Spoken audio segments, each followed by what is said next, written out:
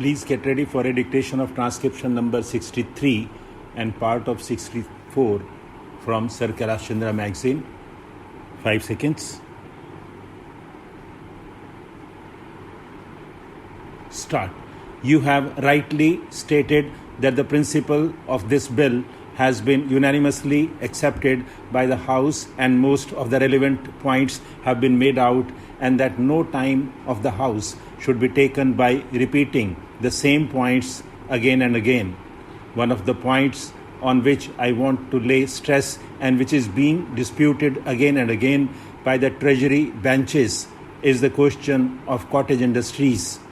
Though you pointed out to them yesterday that there is provision in this bill to take into consideration the cottage industries also, and the Honourable the Deputy Minister realised it again. There was a point raised by Mr. Sindhwa today, and the Honourable Speaker, who was in the chair at the time, said that the scope of the bill is confined only to the consideration of protection to industries as against foreign industries, that is, to give protection to the indigenous industries as against imported goods, and the question of cottage industry does not come in here.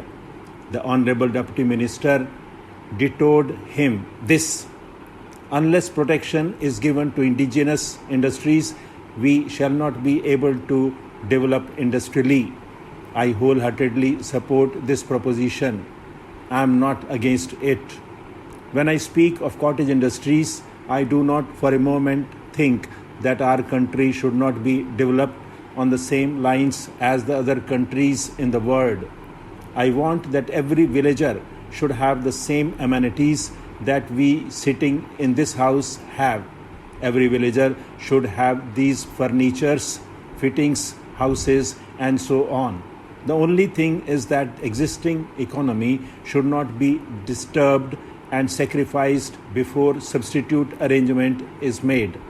Before we give protection to any bigger industries, the first thing we should consider is that the materials which are at present being produced in our villages to meet the requirements of our villages and on which the economic life of the villagers rests are properly safeguarded.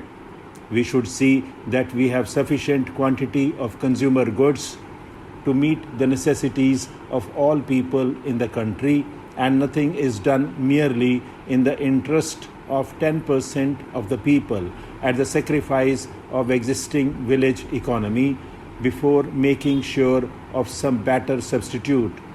I find that at the present moment our attention is confined to the amenities and requirements of a portion of the population only. The other day, my honourable friend, Mr. Krishna Machari, whom I regard as a great economist and who knows finance, etc., and looks to the interests of the country and gives very good advice, said that we do not want to go to medieval age, and the luxury of yesterday is the necessity of today, and that few articles which we import today from many foreign countries and the few industries which we are starting for recreation and amenities of the people should not be grudged. I agree with him. I do not grudge them, but looking to the condition as it is today and the circumstances under which we are placed and over which we have no control, if we want to develop our country on the same basis as other countries have done industrially and otherwise, we do not have at our command all the necessary materials, and we simply cannot do it with the speed we want. We have to depend upon others. So at least during the transitional period, it may be that the necessities of yesterday may have to be regarded as the luxuries of today, and for some time have to take to austerity to be squarely distributed. I welcomed this bill most heartily when I went through it, but when the Deputy Minister was speaking, he probably overlooked or gave scant attention to one point. I am referring to clause 12 in regard to the reference to the commission of matters arising out of protection. Of the things mentioned, there is the different sectors of the country's economy on which the Commission may inquire and report. Whenever we start new industries and give protection to them, this clause is always neglected. It should not be merely that the central government may also refer, but they must refer to this as one of the conditions under clause 14. When the Fiscal Commission recommends that this tariff commission should take so many points into consideration, the different sectors of the country's economy must be one of the points that must be taken into consideration. The other day, there was a question about the acquisition of the Visakhapatnam shipping yard. When we had to pay rupees 2 to 3 crores for acquiring it, one of the points we took into consideration was the unemployment of 4,000 workers, and for keeping them in employment, we suffered a loss in view of the agitation that was carried on. We sacrificed the existing necessary supply of the villagers and throw them out of employment without making any arrangement for their substitute requirements and without providing them with alternative employment. Mr. Deputy Speaker, Sir, may I, with your permission, intervene and say a few words in regard to the various matters that have been discussed. My colleague, the Finance Minister, who is in charge of this particular budget, will no doubt deal with the specific matters that have been raised in the course of this debate. I need hardly remind the House of the fact that although this budget is the individual responsibility of the Finance Minister, it is also the responsibility of the entire government, and as Prime Minister, I am entirely responsible for it as well as any other member of the government. This budget was placed before the House after the usual consideration by the government, and the latter is completely committed to it.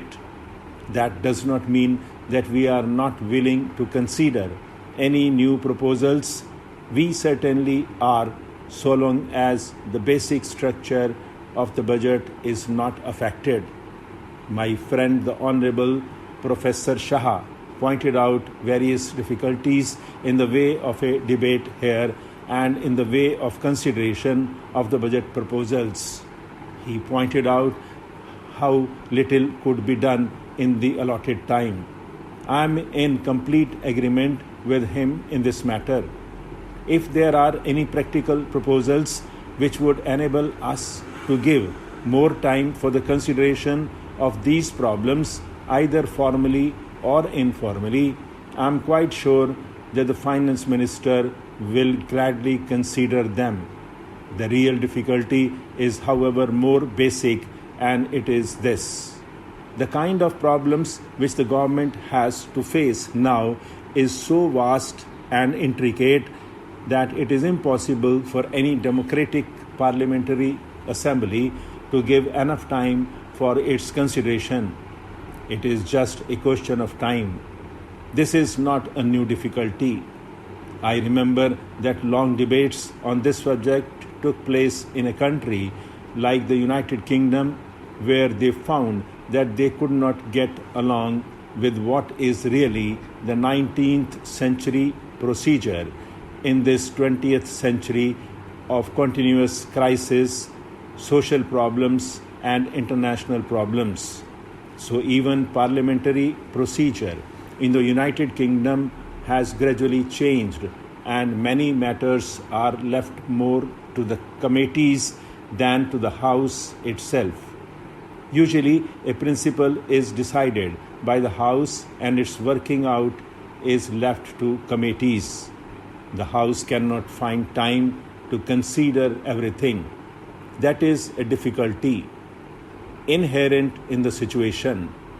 If we can find a remedy for it, it will not only be good for us, but maybe we will be setting an example for other democratically inclined countries who are seeking such remedies. Stop.